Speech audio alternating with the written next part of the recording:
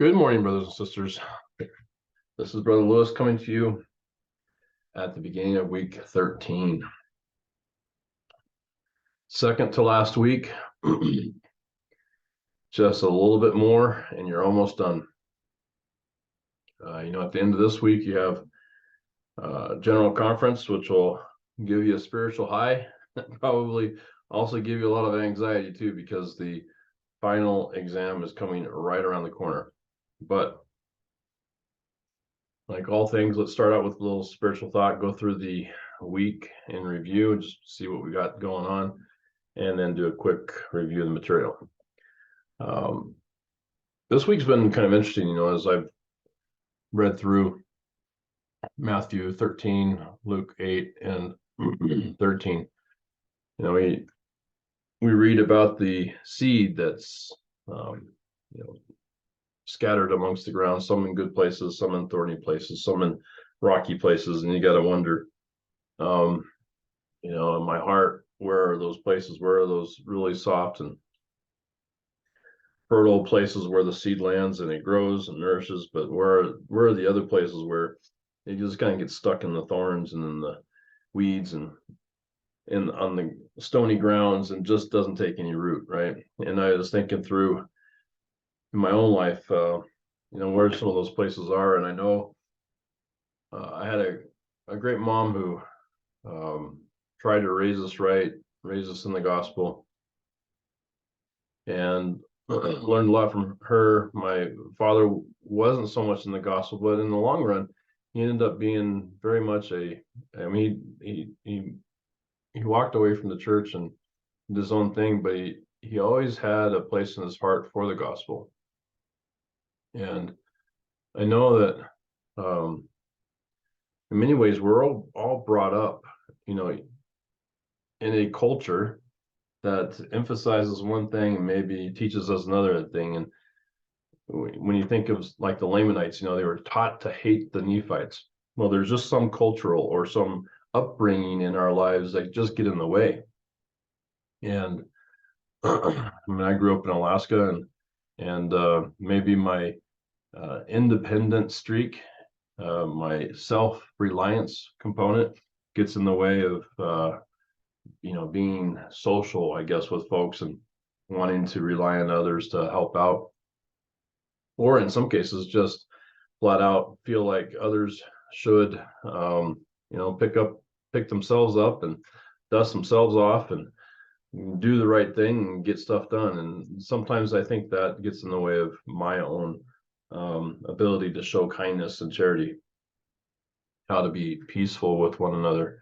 So there's a lot of thorny and stony areas in my life that I have to work to cultivate, take those stones out, remove those thorns, and help to build some nice fertile ground for the seed to land and to grow from there. And I wanted to spend just a little time on that. And then what caught my eye towards was, I think it's Luke 13. It says, that then said unto him, Lord, are there few that be saved? And he said unto them, strive to enter in at the straight gate. For many, I say unto you, will seek to enter in and shall not be able. Now, to me, that doesn't necessarily say that there's going to be few that actually enter. It just says that there are many that will try, but really don't make it for one reason or another. But the real warning to me is this one right here. When once the master of the house is risen up and has shut to the door, and ye begin to stand without and to knock at the door, saying, Lord, Lord, open unto us. And he shall answer and say unto you, I know you not whence you are. Then shall you begin to say, we have eaten and drunk in thy presence, and thou hast taught in our streets. But he shall say, I tell you, I know you not whence you are. Depart from me, all you workers of iniquity. It's kind of interesting to me because I, kind of like the exam deadlines, right? Or the assignment deadlines. in the case of, the studies, we know when they are, we know what we need to do to get there. If we fail to remember, or we fail to prepare well enough, get our house in order, we miss the exam, we miss the points for it. But nevertheless, we can always take the course again. We can try our best again and do better, right? And I'm not sure if the Lord is telling us that there's never a chance in this. It clearly says that, in some respects, the door is shut. There's no way you're going to get through here. I have no idea who you are. Even though you've spoken my name and you've been with me and everything. Yeah, I don't know who you are. The time is over and there is no more chances. And in that respect, I think of just life in general. There will come a point when we all have to meet our maker. We all have to die. And we all have, there's a deadline, there's a cutoff, right? In many cases, we kind of know when it is, if you get, up into the 60s, the 70s, maybe the 80s and 90s, that's a long time though. That's like 40 years. There's that time frame. The day of man is somewhere around 72. There's that time frame when we know that the likelihood of death is much higher than when we're, right, 8 or 9 or 10, even though it happens and it's sad. Those probabilities increase substantially as you get older. And so there is a time when it is done. Our life on here on earth is over, and the would-haves, the could-haves, and the should-haves we'll have to account for, right? And so if we had the opportunity and we knew that we should have done something, then we need to do it. And I think that's really what the Lord's saying, is that if you know the gospel, and if you've had a chance to, be aware of it, then take the opportunity to actually implement it in your life. Find those thorns, those stony areas, and work on them. So many times we work on many other things in life that are distractions from doing that. They pull us away from family, from friends, from the gospel, from church. I want to say the gospel because church is not really the gospel, but the gospel of identifying areas where you can improve, repenting, and making the necessary efforts to overcome those thorns and those stony areas. And I think as we are in that mode, whether we've actually completed it or not, if we are in the mode of repenting on a regular basis and on overcoming our thorny and stony areas, the Lord will see that. He knows that. He knows the intents of our heart. I think that's really gets down to what is the intent of our heart, because that will carry us through into the eternities. That progression, that desire to progress and to continually identify areas that we can improve will carry us through, and that will be the state of mind or the state of being that he wants us to be in, because that will qualify us to be with him and with our Father in heaven and with others, family, friends that are doing the same. And I say that in the name of Jesus Christ. Amen. Pardon me. Okay. Let's look at the modules for the week. Right? Now, in the case of the semester, we are coming to the end, right? There is no denying it. We are finishing up the exam today. This is exam 4. This will be covering 7 and 8, receivables and long-term assets, depreciation, really, when it comes right down to it. Week 13, which is next week, you have 2 chapters you can go over. They're pretty straightforward. 9 and 10, I'll go over those pretty quickly, but you just have Smart Book 9 and Smart Book 10 to go through by the middle of the week. And then you have the quiz on chapters 9 and 10. Finish out along with the financial statement analysis. I don't think we have any other presentations. Nope, they're all done. And an end of course evaluation. Once you get done with this week, then all you have is the exam, and that exam must be complete by the 6th, right? So you have really the 6th, is that right? It says the 6th, which is a Thursday. Usually it's Wednesday. But let's just verify what we got here to make sure that there's no hidden gotchas in here. So it's available. Pardon me. Must be coming down with something. It's available on the 1st and due on the 6th. Okay. Ignore this until the 8th, because after the 6th, no assignments will be accepted. And I'll be doing grading on that 7th, on the Friday, making sure everything is tied up, and then I'll be submitting for to BYU Idaho. Now, one thing to note, right? Exam is the same, but it covers everything that you've studied in the past, plus chapters 8 and 9. And it's the same format, all right? So make sure you have plenty of you prepare plenty well, so you'll have access to the exam on Saturday. If for some reason you want to take it earlier than that, please let me know. This says available from 12 a.m. So you should have it all day Saturday, starting all the way through the 6th. So that's pretty big window to prepare and take the exam. All right. I do not accept late final exam at all, period. I don't, so you need to, if you're concerned about whether or not you're going to have power outage issues or internet issues, or the dog ate your keyboard, or you accidentally press the lock button on your keyboard, or your mouse goes dead, or I don't know what it is. If you're concerned about any of that, please make sure they take it before the 6th so you can recover from that and get it taken by the 6th. All right. So I would recommend that you take it on the 1st, or probably the 3rd or the 4th. Okay. So that the material is pretty, especially chapters 9 and 10 are fresh in your mind. You can do a review on all the other chapters, and then you can take the test. All right. That's my 2 bits on that.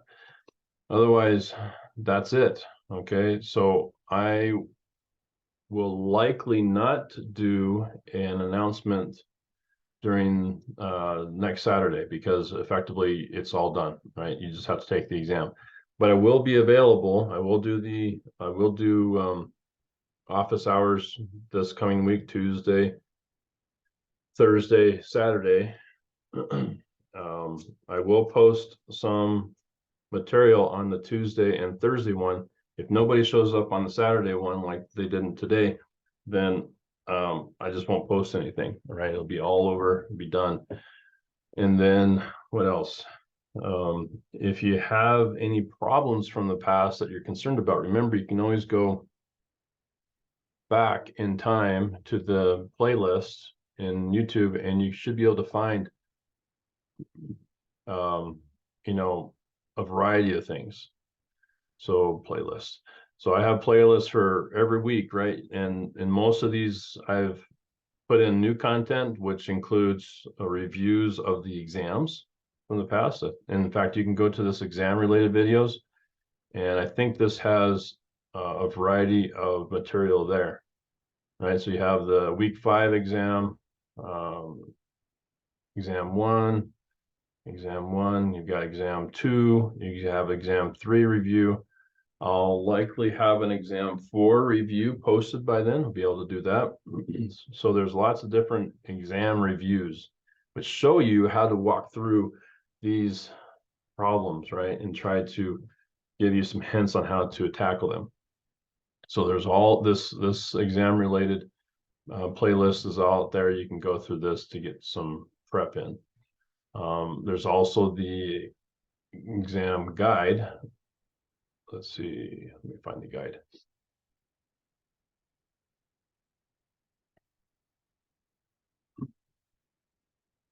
That I will post as well. BYU Idaho support materials. and the exam review guide. Now this guide, which I've posted before, has all the review material that you might need, but I think on this one, let's see if we, chapter 5, chapter 8, 10, I think this is the final exam component. So usually, thankfully, one of the other, where'd it go? There we go. Okay, so this one at the very end on this review guide should, let's see, I think this is the final exam, chapter 4, no, this is the review for everything for exam 5. Yeah, that's right. So exam 5, which is the final, will give you a review of everything that's probably going to be covered in the final exam. Okay, so this is probably a good resource for you to review before you get in there, just to verify you understand some of these concepts. Yep. Okay. So I will make sure I post that in my announcement. And then I think that's it. I mean, you do have an end of course evaluation to do, and that's all. So let me know if you have any questions. We can go over it definitely during office hours and make sure that any questions raised before then are addressed during that opportunity. So let's go over to 9 and 10 real quick and see what we got.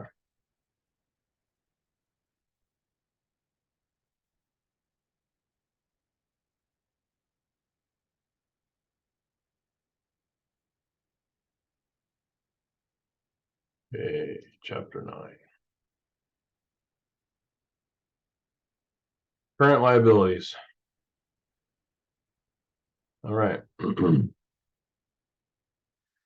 Now this chapter is going to go over any known liabilities like payables, sales tax, unearned revenues, short-term notes, right?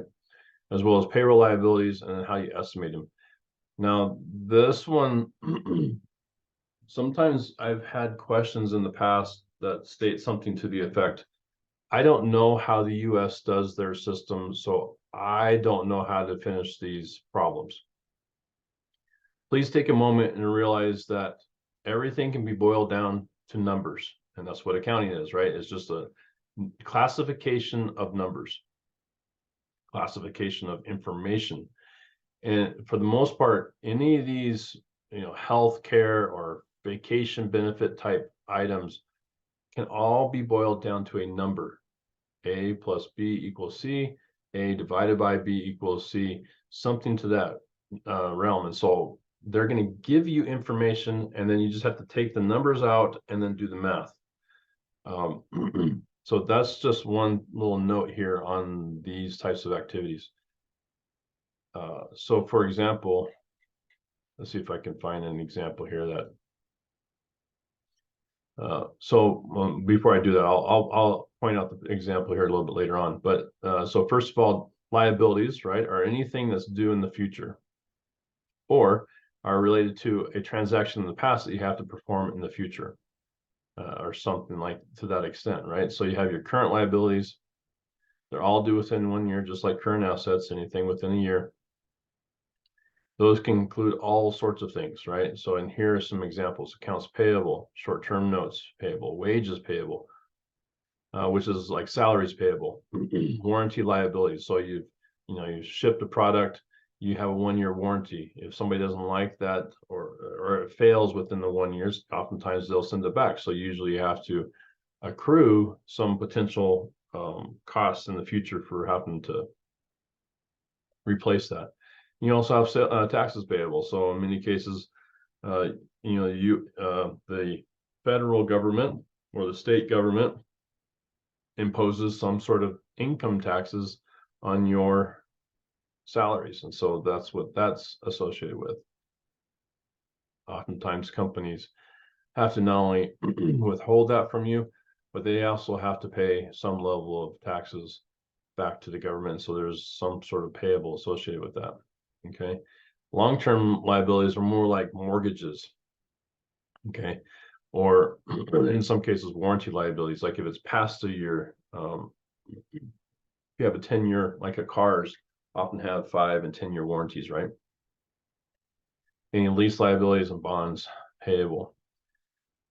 So it'll walk you through many examples of long-term liabilities, and then it'll start to walk you through some of what happens for each of these different types of liabilities, right? Accounts payable is just an invoice that you receive from a supplier, and you'll book that and often pay that within 30 to 60 days. Sales tax payable, you sell something, 3 to 6 or 7%, maybe sometimes 8% of that sale has to be given to your local government. And so this is how you would record that, right? This is the cash from the sale. Part of that is your revenue, but also part of that is your liability. You have unearned revenues, which we've talked about in the past, where you may have received a deposit, let's say as 1-year subscription, right? You haven't earned all that, so you have to recognize the liability associated with it. And then when you earn it, you start to relieve the liability and earn the revenue associated with that. Yeah, short-term notes. These are often, $1,000 due in the next year, right? And this often carries a interest rate.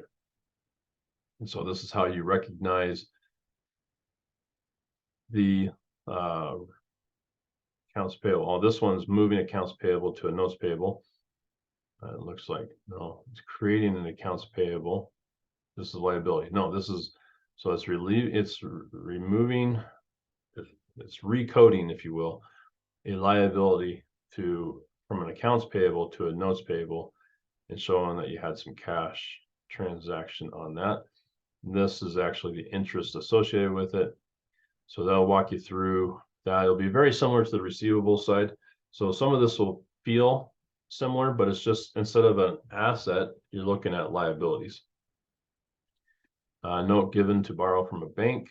So, your bank gives you $2,000 with some sort of payback period. So this is how you recognize the initial cash that you got from the bank. And this would be how you recognize the interest as well as the payoff of that note. Okay. You always have to be sure that if it extends over 2 periods, how to split the interest from one period to the other. This walks you through an example of that, right? So make sure you understand how to split interest between periods. And then of course, you have a problem to work through all that. Okay, that's probably going to be one of the more bulky parts of what you go through. Payroll expenses. This is a nice visual of, so you might pay somebody $1,000, but that $1,000 ends up going some fraction to net pay. Let's say it's $800 goes to you directly, but you have federal, state, some deductions of one sort or another, like voluntary deductions would be like you want them to put money into your medical, you want medical insurance from your company, so you pay them for that. That would be voluntary deduction, and then these other things would be US based, but other countries have similar situations, but maybe they roll it up into one big number. I don't know. Actually, I do know, but it varies from country to country. This is an example of a US version of that: employee federal insurance contributions. This one is a little tricky. So just to walk through this real quick, every pay, employees have to pay 6.2% and 0.9% towards 2 different forms of social programs. But this 6.2% is capped. So if I were to earn, let's say, $150,000, I would pay 6.2% on 132,900 of that. Anything over that, I would pay 0. But they have the Medicare and the but I'd pay another 1.4%, 5% on all of it on the 150, right? So this will explain that process, and then it also walks you through an example, okay, and how that gets recorded. So you have your net pay and all the deductions for your gross pay, all your deductions, and then your net pay.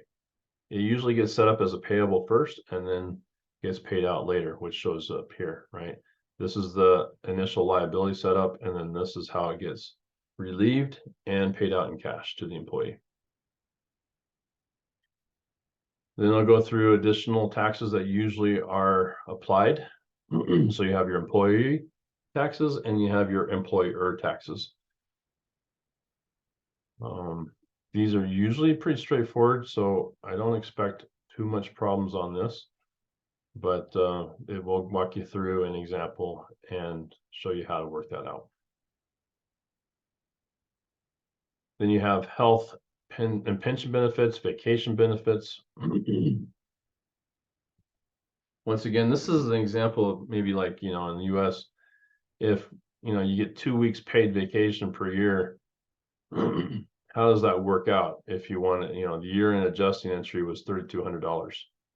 It's because, that's the benefit that was not used. So, or the benefit that was actually used. I forget how many employers often assume 2 weeks paid vacation. The year-end adjusting entry to record 3,200 of accrued benefit shows as follows. So this is just pay attention more to the journal entry, not necessarily the value at this point. They'll walk you through some examples of how to work that out. Bonuses are the same. The company identifies that they're going to pay out bonuses on December 31st, but then they actually pay them out, let's say, on January 30th. This is how you recognize that bonus. Walks you through the warranties. This is not, this is all just accruing all sorts of liabilities that are associated with the company on a month-to-month basis, year-to-year basis. This will definitely walk you through how to deal with vacation. So make sure you go through that problem. And then anything else in terms of liabilities that are going to trip you up. Accounting for contingent liabilities. Okay, those are some examples. Potential claims. This is all just going over what is a real liability, right? Is it probable or is it possible, right? These are your liabilities. These you don't have to worry about. Anything that has a remote likelihood of actually ever happening, you would never have to actually do anything with it. Times interest earned, one more ratio to go over, and then your comprehensive need to know. That would be helpful to go through. Make sure you understand how all these things work out. And your cheat sheet. There you go. That's 9. On 10, what are they going over on 10? Long-term liabilities. So 9 and 10 are all about liabilities. Your long-term are going to be about bonds. This one I definitely have a video or two on, I think. Let me just double check. Library, no, videos. What do we got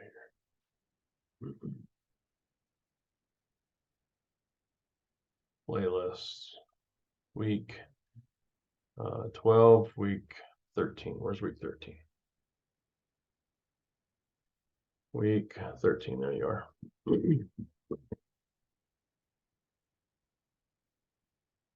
Chapter 9 overview, chapter 10 overview. So I actually have a more in-depth review of 9 and 10 in here, which will help out quite a bit.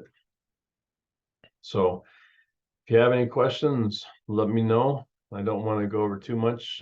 These 2 videos should provide you the details you need.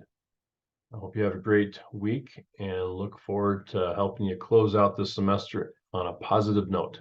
Take care.